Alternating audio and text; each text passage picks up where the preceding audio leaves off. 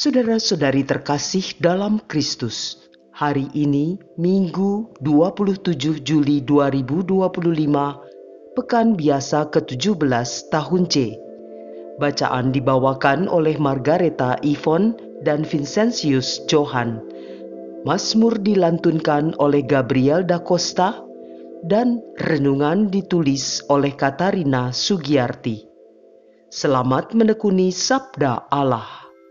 Mari berziarah dalam pengharapan untuk dunia yang lebih baik.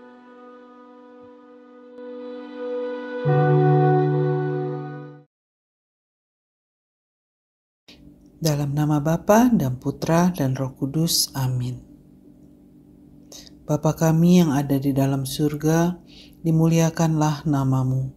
Datanglah kerajaanmu. Jadilah kehendak-Mu di atas bumi seperti di dalam surga.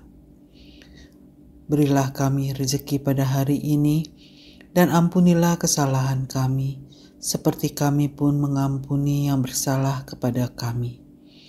Dan janganlah masukkan kami dalam pencobaan, tetapi bebaskanlah kami dari yang jahat. Amin. Bacaan dari Kitab Kejadian bab 18 ayat 20 sampai dengan 32. Sekali peristiwa, bersabdalah Tuhan kepada Abraham, "Sesungguhnya banyaklah keluh kesah orang tentang Sodom dan Gomora, dan sesungguhnya sangat beratlah dosanya. Baiklah aku turun untuk melihat, apakah benar-benar mereka telah berkelakuan seperti keluh kesah orang yang telah sampai kepadaku atau tidak. Aku hendak mengetahuinya." Lalu berpalinglah orang-orang itu dan berjalan ke Sodom. Tetapi Abraham masih tetap berdiri di hadapan Tuhan. Abraham datang mendekat dan berkata, "Tuhan, Engkau akan membinasakan orang benar bersama dengan orang fasik? Bagaimana sekiranya ada 50 orang benar dalam kota itu? Apakah Engkau akan membinasakan tempat itu? Tidakkah Engkau mengampuninya karena ke-50 orang benar yang ada di dalamnya itu? Jauhlah kiranya daripadamu untuk berbuat demikian, membunuh orang benar bersama dengan orang fasik, sehingga orang benar itu seolah-olah sama dengan orang fasik. Jauhlah kiranya yang demikian daripadamu. Masakan hakim segenap bumi tidak menghukum dengan adil?" Tuhan berfirman, "Jika aku dapati 50 orang benar dalam kota Sodom, aku akan mengampuni seluruh tempat itu demi mereka." Abraham menyaut, "Sesungguhnya aku telah memberanikan diri berkata kepada Tuhan, walaupun aku ini debu dan abu. Sekiranya kurang 5 orang dari ke-50 orang benar itu, apakah Engkau akan memusnahkan seluruh kota itu karena yang 5 orang itu?" Tuhan bersabda, "Aku takkan memusnahkannya jika ku dapati 45 orang benar di sana."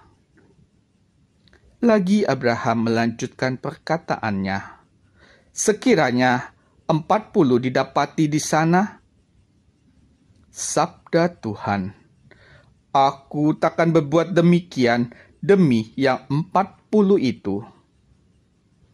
Kata Abraham, "Janganlah kiranya Tuhan murka kalau aku berkata sekali lagi, sekiranya 30 didapati orang benar di sana." Sabda Tuhan, "Aku takkan berbuat demikian jika ku dapati 30 di sana." Kata Abraham lagi, "Sesungguhnya aku telah memberanikan diri berkata kepada Tuhan, sekiranya 20 didapati orang benar di sana." Sabda Tuhan. Aku tidak akan memusnahkannya demi yang 20 itu. Kata Abraham, janganlah kiranya Tuhan murka kalau aku berkata lagi sekali ini saja. Sekiranya 10 orang benar didapati di sana. Jawab Tuhan, aku takkan memusnahkannya demi yang 10 itu. Lalu pergilah Tuhan setelah selesai bersabda kepada Abraham, dan kembalilah Abraham ke tempat tinggalnya. Demikianlah sabda Tuhan.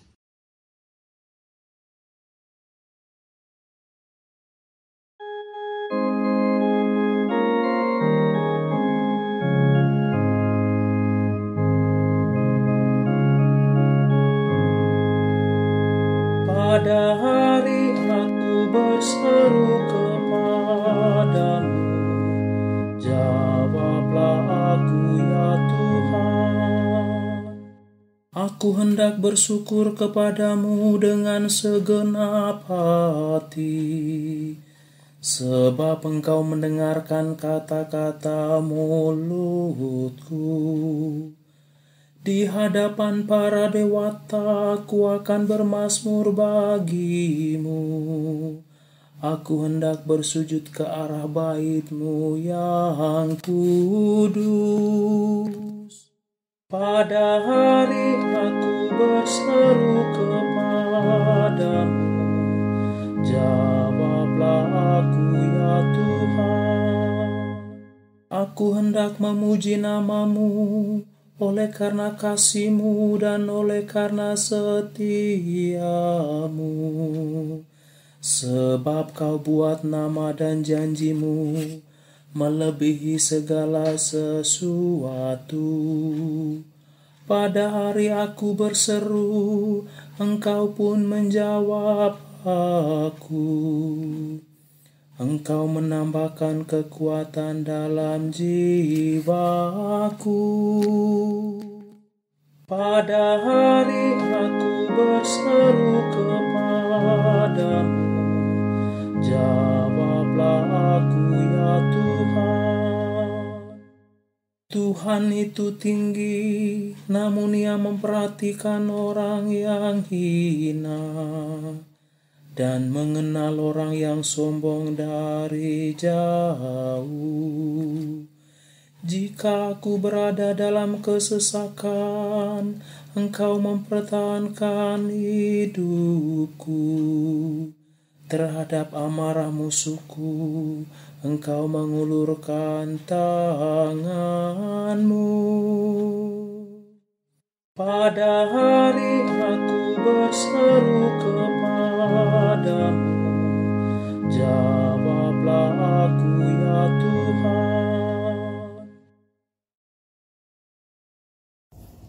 Bacaan dari surat Rasul Paulus kepada jemaat di Kolose, bab 2 ayat 12 sampai 14. Saudara-saudara, bersama Kristus kamu telah dikuburkan dalam pembaptisan, dan bersama Dia kamu juga turut dibangkitkan oleh kepercayaanmu akan karya kuasa Allah yang telah membangkitkan Kristus dari antara orang mati. Dahulu kamu mati karena pelanggaranmu dan karena tidak disunat secara lahiriah. Tetapi kini Allah menghidupkan kamu bersama Kristus, sesudah Ia mengampuni segala pelanggaran kita. Surat hutang yang oleh ketentuan hukum mendakwa dan mengancam kita telah dihapuskannya dan ditiadakannya dengan memakukannya pada kayu salib. Demikianlah sabda Tuhan.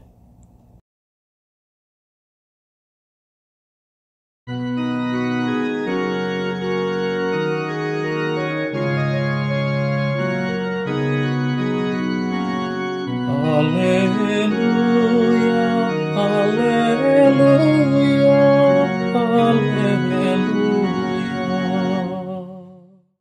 Kamu telah menerima Roh yang menjadikan kamu anak Allah. Oleh Roh itu kita berseru, Aba ya Bapa.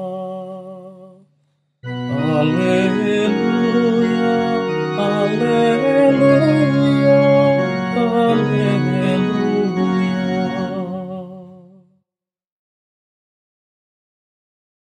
Inilah Injil suci menurut Lukas, bab 11 ayat 1 sampai 13. Pada waktu itu, Yesus sedang berdoa di salah satu tempat. Ketika ia berhenti berdoa, berkatalah seorang dari murid-muridnya kepadanya, "Tuhan, ajarlah kami berdoa, sebagaimana Yohanes telah mengajar murid-muridnya." Maka Yesus berkata kepada mereka, "Apabila kamu berdoa, katakanlah, Bapa, dikuduskanlah namamu, datanglah kerajaanmu. Berilah kami setiap hari makanan yang secukupnya, dan ampunilah dosa kami, sebab kami pun mengampuni yang bersalah kepada kami. Dan janganlah membawa kami ke dalam pencobaan." Lalu katanya kepada mereka, "Jika di antara kamu ada yang tengah malam pergi ke rumah seorang sahabat dan berkata kepadanya, 'Saudara, pinjami aku 3 buah roti, sebab seorang sahabatku yang sedang berada dalam perjalanan singgah ke rumahku, dan aku tidak mempunyai apa-apa untuk dihidangkan kepadanya.' Masakan ia yang di dalam rumah itu akan menjawab, 'Jangan mengganggu aku, pintu sudah tertutup dan aku serta anak-anakku sudah tidur. Aku tidak dapat bangun dan memberikannya kepadamu.' Aku berkata kepadamu, sekalipun dia tidak mau bangun dan tidak mau memberikan sesuatu, meskipun ia itu sahabatnya, namun karena sikap sahabatnya yang tidak malu-malu itu, pastilah ia akan bangun dan memberikan apa yang dia perlukan. Oleh karena itu, aku berkata kepadamu, mintalah, maka kamu akan diberi. Carilah, maka kamu akan mendapat. Ketuklah, maka pintu akan dibukakan bagimu. Karena setiap orang yang meminta akan menerima, setiap orang yang mencari akan mendapat, dan setiap orang yang mengetuk akan dibukakan pintu. Bapa manakah di antara kamu yang memberi anaknya sebuah batu kalau anak itu minta roti? Atau seekor ular jika anaknya minta ikan? Atau kalajengking kalau yang diminta telur? Jadi, kamu yang jahat tahu memberikan yang baik kepada anakmu, apalagi Bapamu yang di surga. Ia akan memberikan Roh Kudus kepada siapapun yang meminta kepadanya." Demikianlah sabda Tuhan.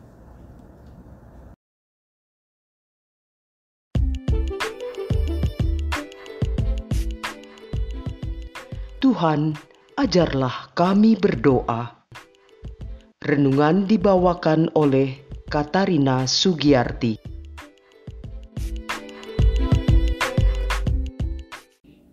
Shalom Bapak, Ibu, Saudara-saudari terkasih dalam Kristus. Dalam bacaan hari ini, murid-murid Yesus meminta sesuatu yang sangat mendasar, namun mendalam, yaitu, Tuhan, ajarlah kami berdoa. Mereka tidak meminta mujizat atau pengetahuan, tetapi kemampuan untuk berelasi dengan Allah lewat doa. Ini menunjukkan bahwa doa adalah jantung kehidupan rohani. Yesus pun menjawab permintaan itu dengan mengajarkan mereka berdoa Bapa Kami. Sebuah doa yang singkat namun sangat padat.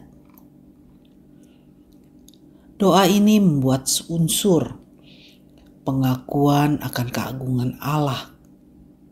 Dikatakan bahwa Bapa Kami yang di surga, dikuduskanlah namamu. Juga penyerahan pada kehendaknya dan permohonan rezeki harian, pengampunan, dan perlindungan. Namun Yesus tidak berhenti di sana. Dia melanjutkan dengan perumpamaan tentang teman yang datang tengah malam dan menutup dengan ajakan untuk meminta, mencari, dan mengetuk. Karena Allah adalah Bapa yang murah hati. Apa pesan rohani untuk kita dari doa Bapa Kami ini? Mari kita lihat. Bapa, dikuduskanlah namamu. Yesus mengajarkan kita untuk memulai doa dengan memuliakan Allah, bukan langsung dengan permintaan.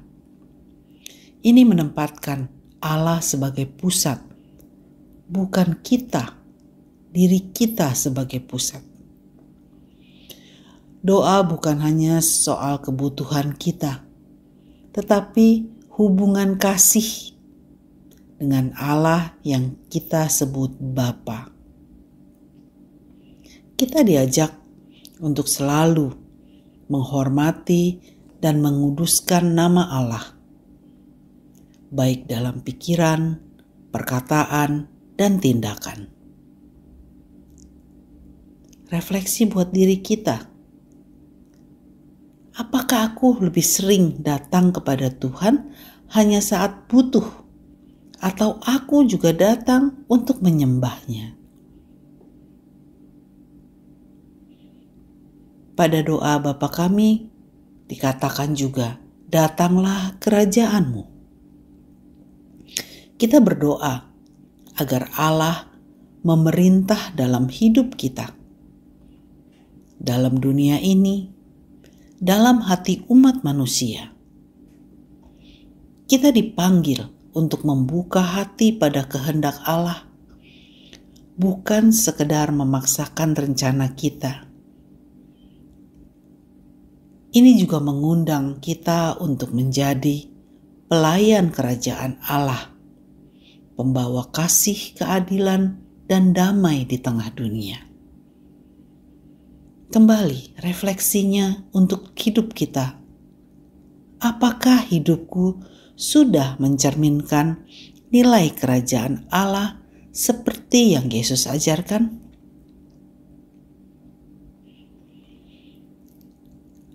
Perkataan berikutnya adalah, berilah kami rezeki pada hari ini. Doa ini mengajarkan kepercayaan total kepada Allah sebagai penyedia. Kita diajak hidup sederhana dan bersyukur atas yang cukup. Kita belajar hidup bergantung pada rahmat Tuhan setiap hari. Kita diajak untuk tidak serakah, melainkan juga peduli terhadap sesama yang berkekurangan. Kembali refleksi buat kita. Apakah aku bersyukur atas kebutuhan hari ini atau lebih banyak mengeluh dan khawatir? Pada kalimat, ampunilah kesalahan kami seperti kami pun mengampuni yang bersalah kepada kami. Pengampunan selalu bersifat dua arah. Dari Allah kepada kita dan dari kita kepada sesama. Kita semua butuh pengampunan Tuhan. Tetapi kita pun diminta untuk memaafkan orang lain. Sebab belas kasih Tuhan harus mengalir lewat kita. Refleksi buat diri kita, apakah aku sungguh-sungguh mengampuni atau masih menyimpan luka dan dendam? Di kalimat "dan janganlah masukkan kami ke dalam pencobaan", kita memohon agar Tuhan melindungi kita dari godaan dan kejatuhan dalam dosa. Ini adalah pengakuan bahwa kita lemah dan perlu kekuatan dari Tuhan. Untuk apa? Untuk menghadapi pencobaan hidup. Kita diajak untuk berjaga-jaga secara rohani lewat doa, sakramen tobat, ekaristi, dan hidup yang selaras dengan sabda Tuhan. Refleksinya untuk kita, apakah aku sadar akan kelemahan imanku dan memohon kekuatan dari Tuhan? Doa Bapa kami adalah sekolah kerendahan hati. Doa ini bukan sekedar rumusan, tetapi ini adalah jalan hidup rohani. Mengakui Allah sebagai Bapa, memuliakan Dia, menyerahkan diri pada kehendak-Nya, memohon dengan kerendahan hati, membuka hati untuk mengampuni, memohon perlindungan dari yang jahat.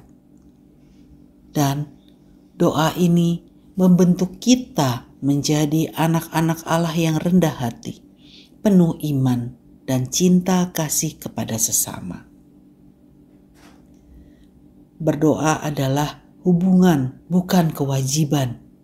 Seperti seorang anak berbicara kepada ayahnya, doa bukan sekedar formalitas, tetapi sebuah percakapan penuh kasih dan kedekatan antara anak dan bapaknya. Ketekunan dalam doa menunjukkan iman kita juga. Ketika doa belum dijawab, Tuhan bukan sedang menolak, tetapi mungkin sedang mengolah hati kita agar siap menerima yang terbaik menurut-Nya. Allah lebih baik dari ayah manapun di dunia ini.